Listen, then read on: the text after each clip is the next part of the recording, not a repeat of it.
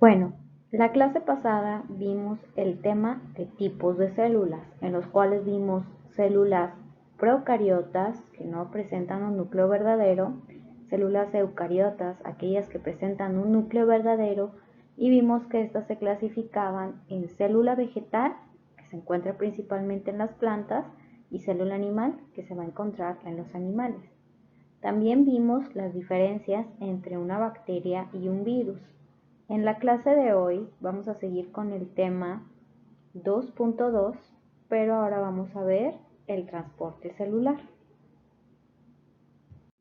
Bueno, vamos a empezar a ver qué es el transporte celular. El transporte celular es un proceso por el cual la célula va a realizar un intercambio de sustancias con el exterior. Este proceso se va a realizar por diferentes mecanismos y su principal objetivo es ingresar nutrientes y eliminar desechos.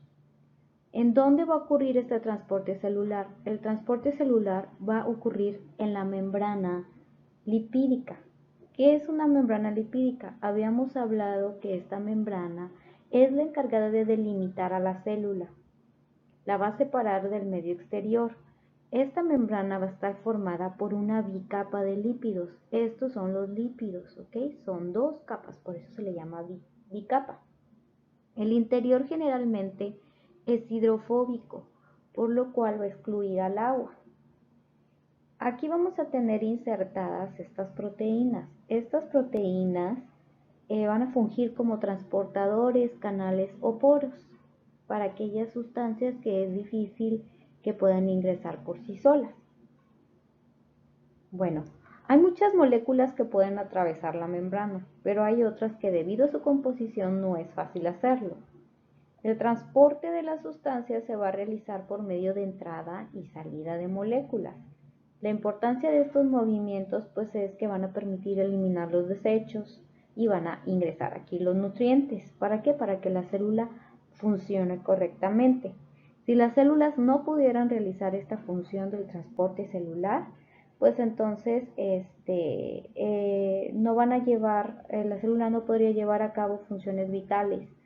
Vamos a tener dos tipos de transporte. Vamos a tener el transporte activo y el transporte pasivo. En el transporte activo se va a requerir de energía, mientras que el transporte pasivo no va a requerir de energía y va a llevar sustancias de una zona de mayor concentración a una de menor concentración.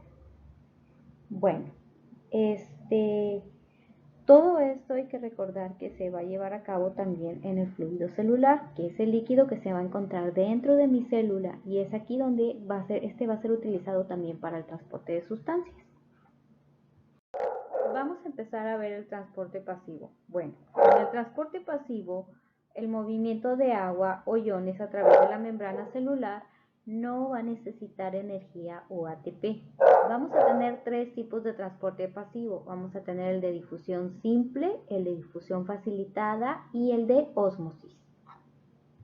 Bueno, vamos a empezar a ver un tipo de transporte pasivo, el cual se llama difusión simple. Este va a ser el paso de iones de una región de mayor concentración a una de menor concentración. Hay que recordar que aquí no se va a necesitar de energía. El transporte pasivo va a llevar, dijimos, sustancias de una zona de mayor concentración a una de menor concentración, ¿verdad? Como aquí, de mayor concentración a una de menor concentración. Esto se denomina a favor de la gradiente de concentración. Las moléculas que pueden ser transportadas por este tipo de mecanismos son, por ejemplo, el agua, el oxígeno y el dióxido de carbono. Aquí, ¿esto a qué se debe? Bueno, pues es gracias a que las moléculas son de menor tamaño y entonces tienen la misma propiedad de la membrana. Es decir, estas son apolares, no les va a gustar el agua. Entonces, el oxígeno va a tener un paso constante a través de la membrana. ¿Qué pasaría si no pudiera moverse pues el oxígeno de una manera fácil? Pues entonces sería muy peligroso, ya que todas las funciones celulares van a requerir del uso del oxígeno. Entonces, esta sería la difusión simple. Dijimos que es de una región de mayor concentración a una de menor. las sustancias que pueden utilizar ese tipo de difusión simple es, por ejemplo, el oxígeno, ¿verdad? Y pues son moléculas muy pequeñas y también son apolares. Aquí vamos a ver el siguiente tipo de transporte pasivo. A esto se le llama difusión facilitada. ¿Cuál es la diferencia con el anterior? Aquí las moléculas van a pasar con ayuda de las proteínas. Estas se van a encontrar embebidas en la superficie de la membrana. Al hacer contacto con las moléculas se les unen y permiten su entrada. Esta ruta pues la van a utilizar moléculas que son de mayor tamaño. Tienen propiedades diferentes a la membrana, por eso necesitan a las proteínas. Y tienen una carga que no puede atravesar la membrana libremente. Aquí, por ejemplo, vamos a tener moléculas como la glucosa, que pues es la principal fuente de energía de las células. Si no pudiera pasar la glucosa, pues entonces pues tendríamos ahí también un gran problema. ¿Ok? Entonces la difusión facilitada es con ayuda de las proteínas. Son moléculas de mayor tamaño y son aquellas que tienen propiedades distintas a la membrana. Vamos a ver el tercer tipo de transporte pasivo, que es la ósmosis, que va a ser el paso de sustancias de una mayor concentración a una de menor concentración a través de una membrana permeable, ¿verdad? Pues la ósmosis no es más que el movimiento neto del agua a través de una membrana semipermeable de una zona de baja concentración de solutos hacia otra de mayor concentración. Normalmente siempre hablamos de la difusión de solutos disueltos en el agua, pero no nunca del movimiento del agua. Gracias a la ósmosis pues ocurren muchos procesos biológicos y suele ocurrir normalmente al mismo tiempo que se transportan o difunden los solutos. Entonces vamos a ver cómo funciona la ósmosis, que va a ser el paso del agua principalmente. Vamos a seguir viendo el transporte pasivo llamado ósmosis. Bueno, la ósmosis va a depender de la concentración del agua. ¿Pero qué es la concentración del agua? Bueno, la concentración del agua se va a medir por la cantidad de solutos que se encuentran disueltos en ella. Es decir, vamos a recordar que es un soluto. Un soluto es una sustancia que se puede disolver en otra. La concentración va a depender del número de solutos presentes o la cantidad de solutos. Bueno, vamos a tener que yo voy a tener dos soluciones diferentes, ¿ok? Y estas van a estar separadas por una membrana. Esta membrana solamente va a dejar pasar el agua, pero no los solutos. Entonces se supone que las moléculas del agua van a viajar hacia la solución que tenga una mayor concentración de solutos. Entonces a esto se le llama que es un transporte pasivo. ¿Por qué? Porque va a permitir el paso del disolvente, que es el agua, a través de la membrana, pero no el paso de solutos. Entonces dijimos que iba a ir a un lugar donde hay menor concentración de solutos hacia uno donde hay mayor concentración. Entonces vamos a tener tres tipos de concentración de agua o tres tipos de soluciones. Vamos a tener una solución isotónica, hipotónica e hipertónica. Bueno, entonces hay que recordar, la ósmosis va a ser el paso a través de la membrana del agua. Se va a ir de un lado donde hay menor concentración de solutos a donde haya mayor concentración. ¿Por qué? Porque los solutos no pueden pasar la membrana, solo el agua. Vamos a tener tres tipos de soluciones: la isotónica, la hipertónica y la hipotónica. Bueno, aquí vamos a empezar a ver la isotónica, que es la más sencilla, que es esta que está aquí. Aquí va a haber la misma cantidad de solutos adentro que afuera. Entonces, ¿qué va a pasar? Pues el agua va a estar normalmente equilibrada, va a estar entrando y saliendo, entrando y saliendo, entrando y saliendo, y no pasa nada, ¿verdad? Después vamos a tener el tipo de solución hipertónica.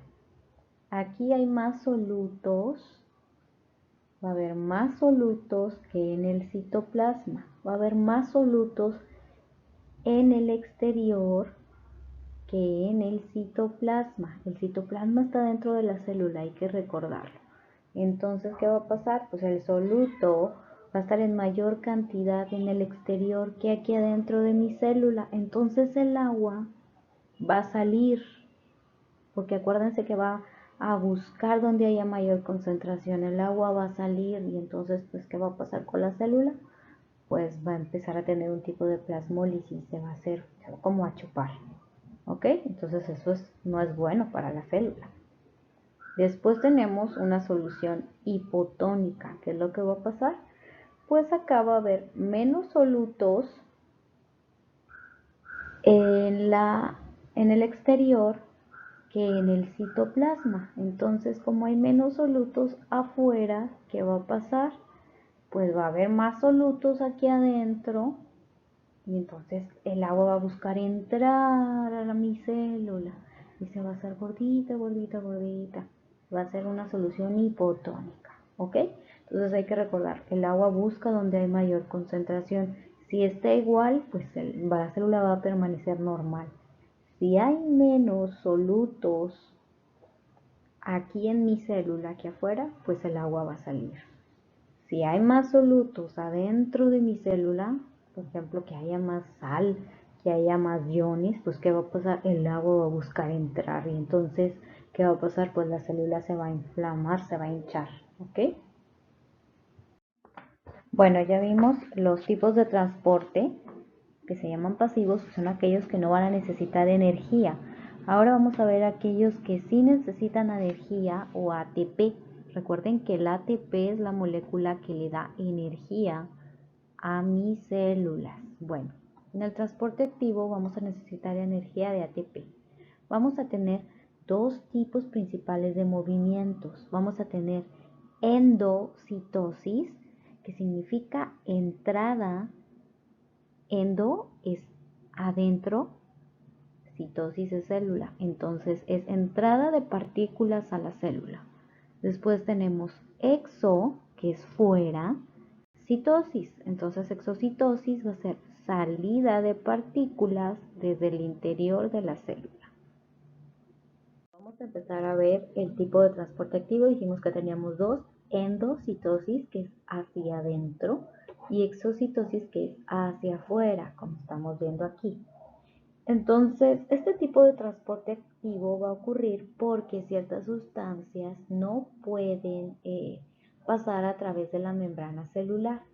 Estas son moléculas que son mayormente más grandes, pueden ser microorganismos y también productos de desecho.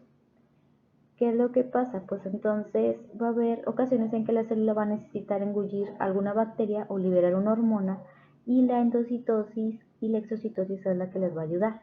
Y también es porque es un tipo de mecanismo de transporte masivo. Aquí vemos, son varias sustancias las que lleva. Aquí, ¿qué es lo que va a ocurrir? Pues bueno, aquí tenemos nuestra membrana celular, que va a estar formada por una bicapa lipídica. ¿Qué es lo que va a pasar? Se va a formar una vesícula, que es esta que está aquí. Esta vesícula también va a estar formada por una membrana. Entonces lo que hace son fusionarse, como vemos aquí. Y la membrana plasmática pues va a facilitar el transporte masivo hacia afuera y dentro de la célula. Vamos a ver qué es endocitosis. Endocitosis va a ser el proceso mediante el cual las células van a absorber sustancias hacia dentro de la célula. Las van a envolver en la vesícula, que se forma de la fusión, ¿ok? Y estos pueden incluir, pues, ¿qué es lo que absorbe la célula hacia adentro? Pues va a tomar nutrientes, que es para el crecimiento de la función y la reparación de la célula. También puede capturar patógenos u otras sustancias que puedan poner en peligro a mi organismo. Normalmente las células inmunitarias son las que engullen este tipo de sustancias para ser destruidas, ¿ok? Entonces también va a ser para la eliminación de las células viejas o dañadas. Bueno, entonces esto es lo que sería la endocitosis. Vamos a tener diferentes tipos de endocitosis que después los vamos a ver. La exocitosis pues es la salida de ciertas sustancias hacia afuera, ¿verdad? Es el proceso por el cual las células van a mover materiales desde el interior hacia el exterior de la célula. La exocitosis pues va a ocurrir igual, se va a formar aquí una vesícula, se va a fusionar y va a permitir que el contenido se libere hacia afuera de la célula. ¿Para qué sirve la exocitosis? Para eliminar toxinas o productos del interior de la célula. Y también, por ejemplo, va a eliminar dióxido de carbono y agua. También va a facilitar la comunicación celular y pues también va a facilitar el crecimiento, la reparación, la señalización y la migración de la membrana celular. Entonces para eso nos va a servir la exocitosis. Más que nada son desechos. Bueno, vamos a tener dos tipos de endocitosis. Como podemos ver es cuando entra. Entonces, esta va a ser la entrada de materiales sólidos a la célula, que como dijimos son materiales grandes que no pueden entrar normalmente por la membrana y se tiene que formar una vesícula. La fagocitosis es conocida como la ingesta de las células. Es el proceso mediante el cual las células van a internalizar partículas o células grandes, como células dañadas o también bacterias. ¿Ok? Aquí podemos verlo. Aquí no se ve muy bien, pero bueno. Y la pinocitosis va a ser la entrada de gotas de líquido. ¿Ok? Entonces, por medio de vesículas que se forman en la membrana plasmática. Durante la pinocitosis, pues la célula va a absorber sustancias de líquido extracelular que necesita para funcionar. Aquí va a estar como un poco más de agua y nutrientes, y la fagocitosis van a ser cosas más grandes, como por ejemplo células dañadas y bacterias. ¿Ok? Entonces, pinocitosis es la entrada de cositas más pequeñas, que son por ejemplo líquidos, puede ser el agua, puede ser nutrientes, y la fagocitosis ya son cosas más grandes, por ejemplo una bacteria o una célula dañada. Entonces esos serían los dos tipos. Pues en resumen de la diapositiva anterior, pues hay que recordar que tenemos dos tipos de transporte activo: endocitosis, que es la entrada de partículas a la célula. Podemos tener dos, que es la pinocitosis, que es la entrada de gotas de líquido a la célula, que es agua y nutrientes, y la fagocitosis, que es la entrada de materiales sólidos a la célula, que puede ser, por ejemplo, algún tipo de bacteria que esté por ahí molestando al sistema inmunitario, entonces la van a fagocitar, o también células viejas o células dañadas. Entonces para esto nos va a servir la fagocitosis. Ahora voy a explicar un poco en qué consiste la actividad. Bueno, la actividad es la número 8, se llama descripción del transporte celular. Van a representar gráficamente un dibujo acerca del transporte celular, el que ustedes quieran de los anteriores que acabamos de ver. Lo van a realizar en la libreta o en una hoja de máquina, y después yo les envío un documento donde viene una lista de todos los integrantes de su salón. Les puse un ejemplo de un experimento que es muy pequeño, son experimentos muy sencillos, y de acuerdo a su número de lista es el experimento que los tocó. Entonces ustedes van a realizar el experimento y me van a llenar una hoja donde viene un reporte, el cual consta desde qué fue lo que realizaron, qué materiales utilizaron, y me van a enviar el reporte, se van a tomar fotos haciendo el experimento, y eso sería toda la tarea. Entonces espero sus dudas, sigan viendo los videos porque es importante para que entiendan las clases de más adelante. Hasta luego, chicos, y gracias por su atención.